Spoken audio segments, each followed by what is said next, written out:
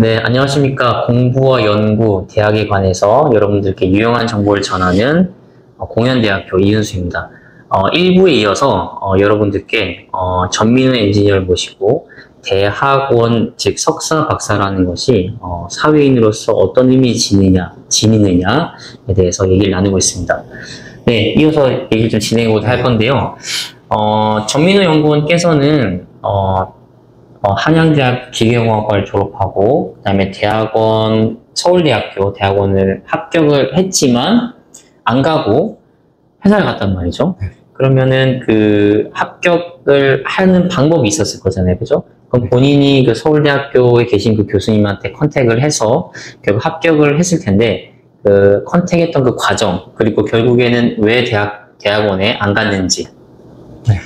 일단 대학교 때 그래도 대학원에 대한 생각이 많았어가지고 여기저기 뭐 학부 연구생이라든지 아니면은 정부 출연 기관에서 뭐 인턴을 한다는데 그렇게 준비를 했었고 그 준비한 거를 바탕으로 그 제가 뭐 연구를 살짝 했던 그 부분과 제 대학원 입시를 컨택할 때 그 연구 주장에 딱 핏이 맞는 게 제일 중요한 것 같습니다. 그게 맞고 제가 어떤 학부 때라지만 그런 연구를 좀 이렇게 진행을 했고 뭐 논문을 쓰면 가장 베스트겠지만 논문까지 아니더라도 뭐 보고서라든지 그런 것들을 잘 정리하고 본인의 좀 레주메를 정리해서 이메일로 좀 화상회의라든지 그렇게 좀 만남을 좀 요청을 드려가지고 진행을 했던 게 가장 컸었고요. 그 다음에 뭐 필기 시험이라든지 뭐 대학원에 따라 다르겠지만 면접은 전형이 또 있는 걸 알고 있는데 그것도 좀 따로 전공 공부를 좀 다시 보면서 준비를 했습니다. 제가 알기로 서울대학교 대학원은 탭스를 탭스도 다 기준을 맞췄고 네, 맞습니다. 네, 그렇게 잘 준비하셨던 것 같은데 근데 합격을 다 했다는 거는 등록금까지 내셨나요? 등록금 내기 전입니다. 내기 등록을 안 전에. 했습니다. 네. 근데 지도교수한테 이제 못 가겠다라고 얘기했을 거고 이유도 얘기했을 건데 결론적으로 왜 안 가셨을까요? 제가 말씀드린 거는 아무래도 좀 하고 이어가려면은 좀 금전적인 부분이 좀 그래도 좀 크다고 생각했었습니다. 그래서 그 부분이 제가 알아본 거로는 뭐 장학금이라든지 그런 게 좀 학부보다는 좀 작기도 했었고 가장 좀 크리틱을 했던 게 생활하는데 생활비가 좀 덜 나온다? 그러니까 비교하는 건 그렇지만 좀 카이스트보다 좀 덜 나온다 그런 게 좀 있어가지고 한 월에 한 30-40만 원 정도 알고 있어가지고 월급이 30-40만 원? 그 정도로 알고 있어가지고 조금 많이 망설였었고 저도 제가 벌어서 좀 독립적으로 생활하던 시기였어가지고 그게 좀 맞았던 것 같습니다. 결국 그 정도 월급이면 외부에서 혼자 자립하기 위해서는 알바나 그런 거 하지 않으면 사실 등록금 내기도 빠듯할 것 같고 생활하는 데 힘들 것 같은데요? 네, 저도 대학생 때 그래서 좀 주말에 알바 같은 것도 하고 이렇게 좀 마련을 했었고 대학생보다 그렇게 재단이 많이 나더라고요. 뭐 많은 것도 있겠지만 그런 부분도 있었고.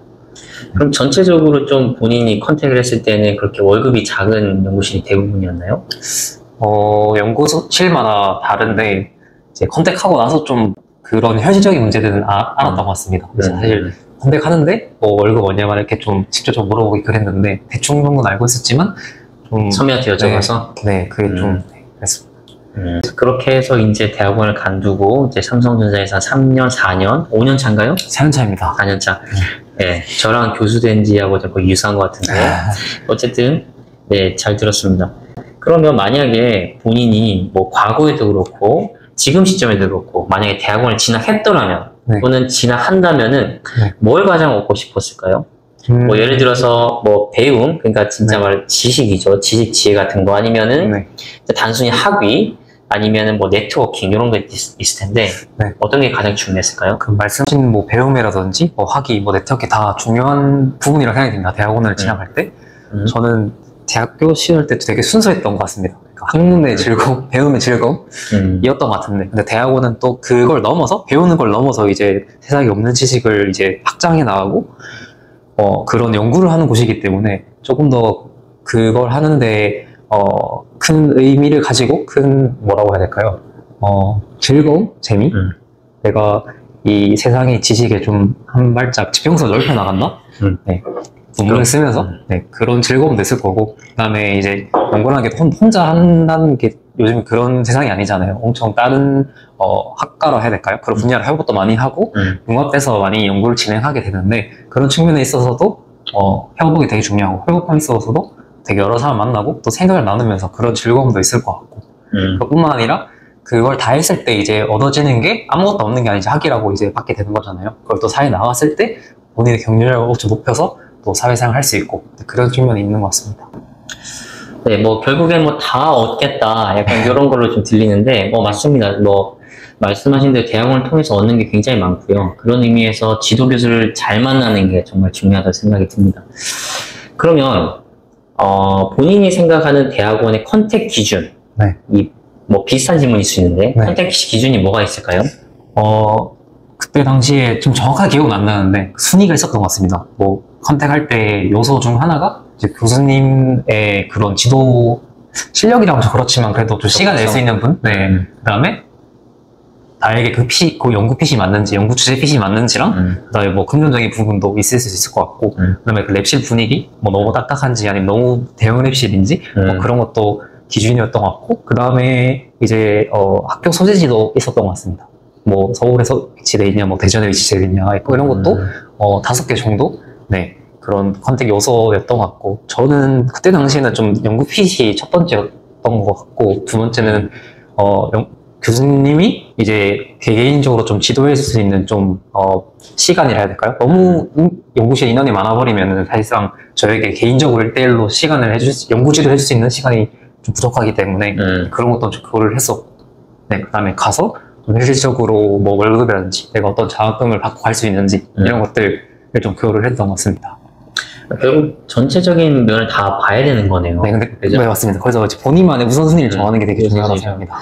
근데 뭐 첫 번째 말씀드린 게 연구 분야 핏이 맞느냐, 그리고 지도 교수의 성향 또는 지도 교수 얼마만큼 시간을 내줄 수 있느냐 이런 것들인데 사실 서울대학교 대학원에 지원을 한 것도 있지만 그래도 한양대 학부를 다녔으면 거기 교수도 많았을 거잖아요. 네. 근데 거기는 또 원하는 교수님 안 계셨나요?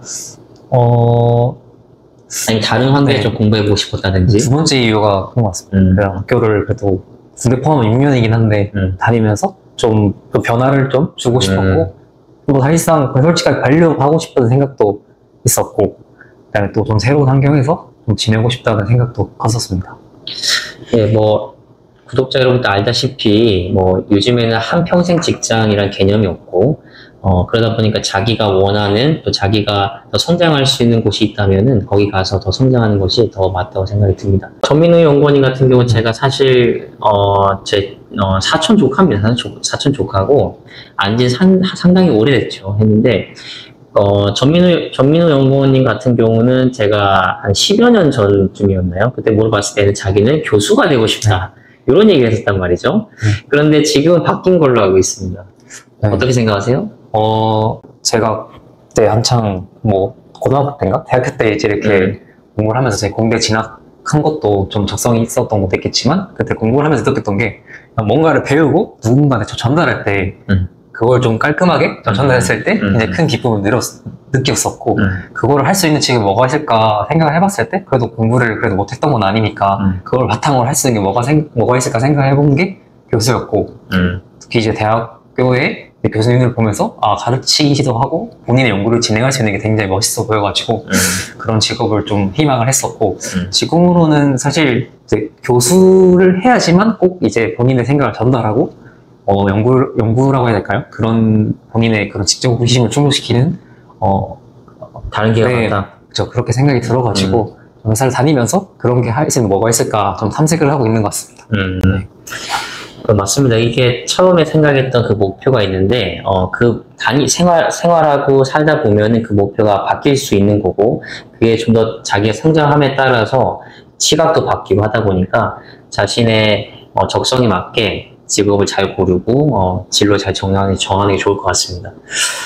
사실 전민우 연구원님과 이렇게 얘기를 나눴고 사실 대부분의 내용을 다 나눴는데 말씀드린 것처럼 대학 졸업하고 이제 삼성전자에서 거의 한 4년 정도 다녔는데 대학원에 관한 얘기를 주로 나눴어요. 그죠? 네. 그리고 대학원을 통해서 받는 석사와 박사의 어떤 그 의미, 그리고 사회생활에서 어떤 의미 지니느냐, 그런 것도 나누는데, 본인이 현 시점에서 앞으로의 계획이 어떻게 되는지. 뭐 회사는 저 열심히 잘 다닐 것 같고, 근데 회사를 다니면서 좀 그 다음 스텝을 되게 준비할 것 같습니다. 앞서 말씀해 주신 것처럼 평생 직장이 없는 시대고, 계속 본인의 그런 가치나 약간 계속 발전시켜야 되는 시대고, 그렇게 할 수 있는 시대라고 생각하기 때문에 그런 계속 준비하면서 지낼 것 같고, 또 최종적으로는 좀 좋은 사람이 되고 있습니다. 이렇게 좋은 인연에 이렇게 만나서 이 자리에 와서 내 일을 만들 수 있는 것처럼 이렇게 가깝지만 먼 그런 진짜 관계뿐만 아니라 뭐 저희 가까운 가족이라든지 뭐 친구, 뭐 회사라든지 뭐 이런 관계에 있어서 좀 더 나은 사람이 되고 싶다는 생각을 하면서 지내고 있습니다. 네, 알겠습니다. 이렇게 인터뷰 잘 마쳤고요. 네, 나와주신 전민우 연구원님 고맙습니다. 네, 감사합니다. 네, 오늘 이렇게 전민우 연구원님을 초청해가지고 공부와 연구와 대학에 관한 공연대에서 첫 번째 토픽인 대학원에서 다루는 석사, 박사 학위의 의미가 사회에서 어떤 의미로 다가가느냐에 대해서 해봤습니다. 네, 다음 컨텐츠도 더 유용한 정보로 찾아뵙겠습니다. 고맙습니다.